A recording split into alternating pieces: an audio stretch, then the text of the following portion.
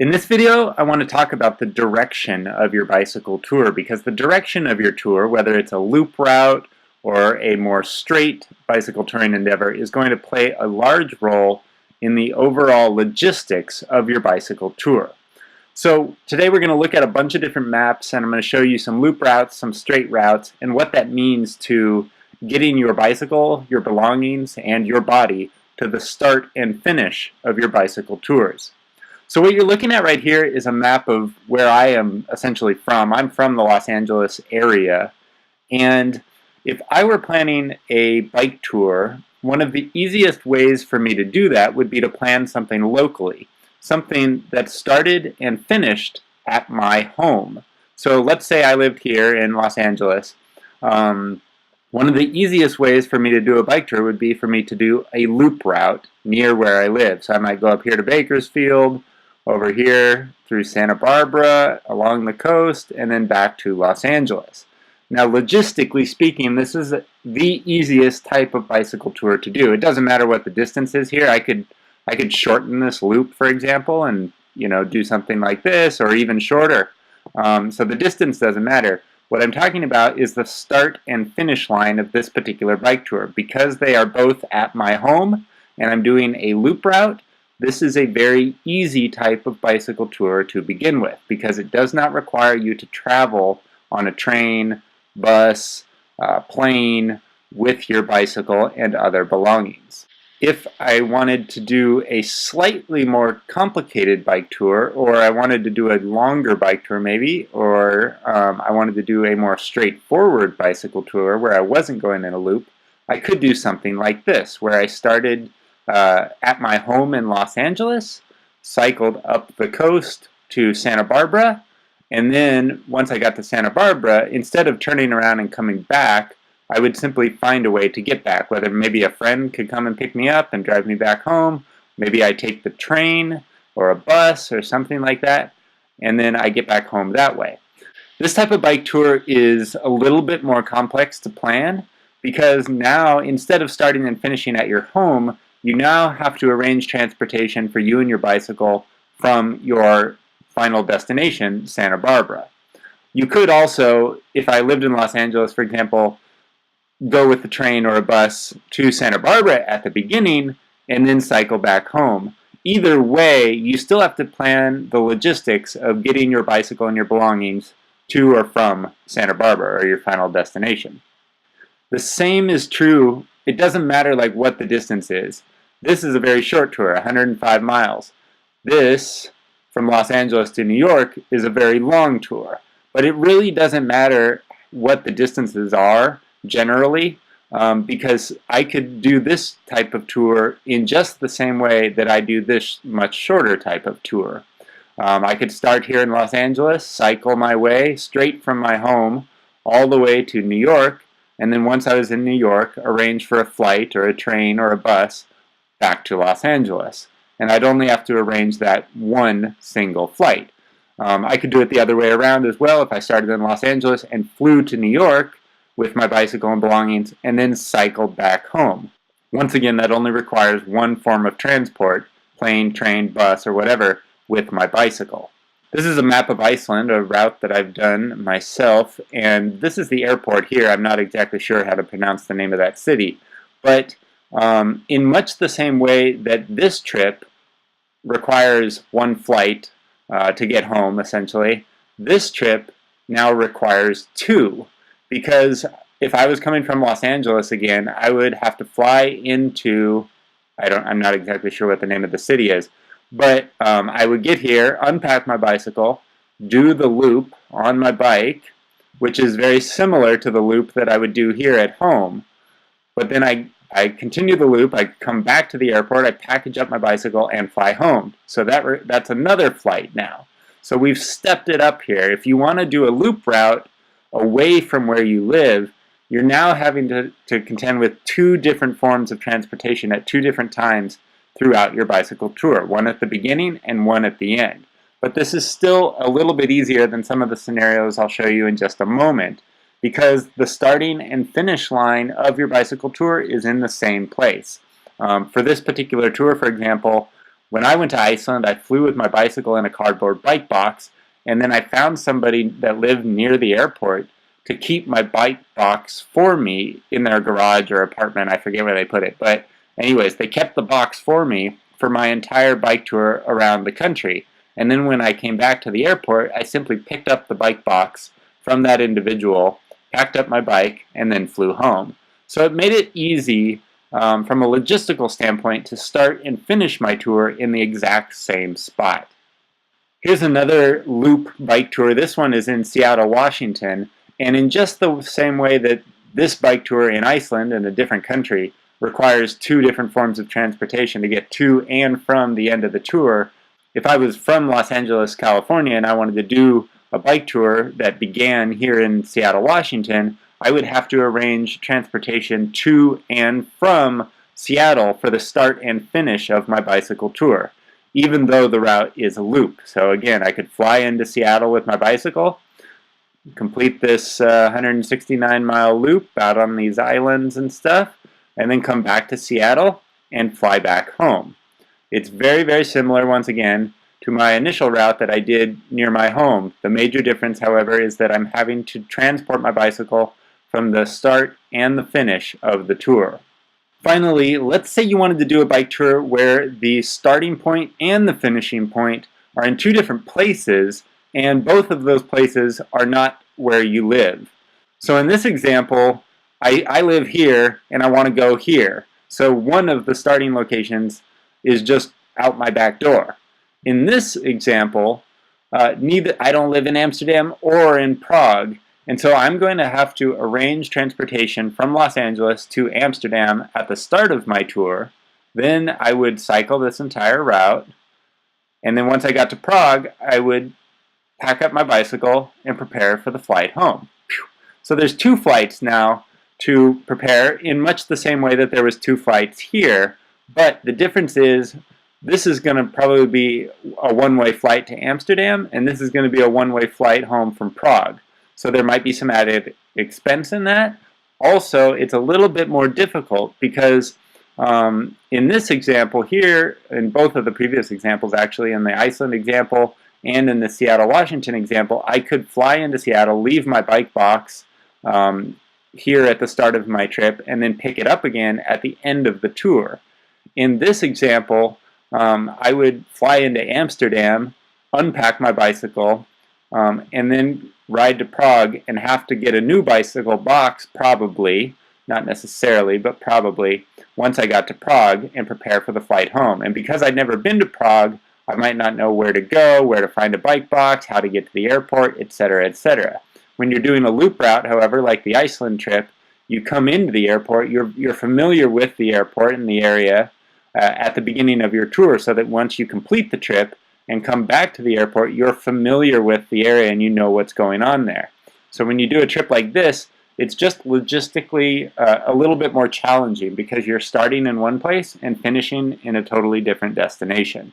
Here's another way that you might do the Amsterdam to Prague bicycle route. You could start in Amsterdam, do a loop, ride down here through Cologne or Köln, go to Nuremberg, Frankfurt, whatever, and then reach Prague, and then cycle back all the way to Amsterdam, thereby completing a giant loop. And this would allow you to fly into Amsterdam, buy a round-trip ticket just to Amsterdam, fly in there, unpack your bike, keep your bike box there, maybe somewhere near the airport, and then do this entire route without having to contend with any sort of logistical challenges in Prague. You could also, however, fly into Amsterdam, bike to Prague, and then from Prague take a train or a bus or even a flight back to Amsterdam, and then from Amsterdam fly back home. Now that's going to add another potential layer of complexion to your bike tour, but it's certainly something that could be done because now you not only have to arrange two flights, one to Amsterdam and one back home, but also the transportation from Prague to Amsterdam. Anyways, just keep all of this in mind as you're planning your bicycle tours. A loop route near where you live is probably the easiest to begin with. Then you might want to step it up and do something locally, something like this, where you start maybe at home, and then ride to a nearby destination, and then take a train or a bus or a car back home to where you live. Or do it in reverse. Take the car, bus, or train to here, and then cycle back home. After you've done a tour like that, you might consider doing a much longer tour. Again, you might start near your home and go to a far-off destination and then have to arrange transportation back home, or you arrange the transportation at the beginning and then cycle back to where you live. After you've done that, you can start planning trips that are a little bit further away and that require a round-trip ticket, whether that's on a train, plane, bus, or whatever, that requires you to travel somewhere, do a loop of that area, and then travel back home. And then finally, you could do a much longer, a little bit more challenging tour where you start and finish in two far-off destinations. Fly into one location, fly out of another. So that's all pretty basic and easy to understand, but I also want to talk for a moment about motivation, because a large part of bicycle touring is mental. And the longer your bicycle tour, the more challenging it is from a mental standpoint to keep yourself motivated. And the route that you choose for your bicycle tour plays a large role in your overall motivation to keep going day after day after day. So let's look at loop routes and straight routes, because even though I said just a moment ago that loop routes are logistically easier, I have found that straight routes like this, or this, or this are actually easier from a motivational standpoint, and I'll explain why. Because on a tour like this, let's say I'm starting in Los Angeles and going to Santa Barbara, it's very easy as I move forward to see that I am in fact making forward progress. Even if I'm going very, very slowly, every single hour that I'm on the road, it's very clear that I'm getting closer and closer to my destination. In much the same way that every day as I cycle from here to here, it becomes very clear over time that I am in fact getting closer and closer and closer to my destination. With a loop route, that forward progress is not always so clear, because even though if you stretch this line out and made it straight, what you'll notice is that, let's say I'm starting in Los Angeles and finishing in Los Angeles. During the first couple days of the trip, here, through here, through here, I am in fact making forward progress. But because my final destination is behind me instead of in front of me, like it is in this example, or in this example, my final destination is behind me. So some people struggle motivation-wise because as they get a few days away, let's say they get 2 days away here, they realize that this distance this way is much, much longer than it would be to simply turn around and come back home. And so that's why a lot of people that start out doing bicycle tours oftentimes quit in the first couple days, because they lose the motivation to keep going forward and find that it's much easier to turn around and come back a much shorter distance. Whereas here, for example, let's say you're going this direction towards New York, it's a little bit easier mentally to again point yourself towards New York and forget that Los Angeles is behind you, because you're not planning to come back to Los Angeles at any point along your tour. Whereas here, your goal is to get back to Los Angeles. So it's just from a goal perspective, it's like that carrot that dangles in front of horses or whatever. Like, if you put that in front of you, it's very easy to keep going forward. But if you put the carrot behind you, then it's very easy to simply turn around and want to go back and get that carrot that's behind you. So I hope that makes sense. I know that I have struggled a little bit with this problem on my own loop routes, and I have tried to plan most of my bicycle touring routes so that they are in a line like this. Even though it is a little bit more logistically challenging, I find it motivationally easier to go, say, from here to here, or from here to here, rather than in a loop. Again, this is a great way to start, like doing some short tours, and this whole loop versus straight motivation, blah, blah, blah, is not as important when you're doing short tours near where you live. Like if you're just doing a weekend style trip where you're riding 50 miles away and then 50 miles back home the next day, that doesn't matter so much. It's much more important on longer tours like this. If you were doing or even like this, for example, it's easier to do a tour like this with a very clear starting destination and ending destination than it is to do a tour like this where you go in a big circle.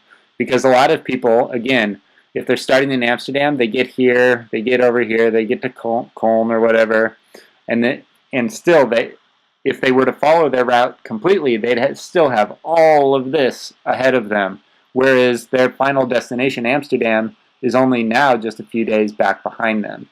So it's easy to quit in these first couple days when you're doing a loop route, versus here, it's not so easy to quit because now your final destination, Prague, is still very far away. So anyways, again, this isn't going to apply to everybody. Some people don't even think about these sorts of things, but I know that many people do think about them once they get out on the road and they start obsessing about how far they've gone and how many days they still have left, etc., etc. The last thing I want to say about motivation and straight routes is that you need to determine whether you're more motivated by traveling to that far-off destination or whether you're more motivated to travel back home. In this example, Los Angeles to New York, I have found that I like to plan my bicycle tours, so instead of cycling away from my home at the beginning, I like to travel to that far-off destination with a plane or a train or a bus and then cycle back towards my home, using my home as my ultimate motivation.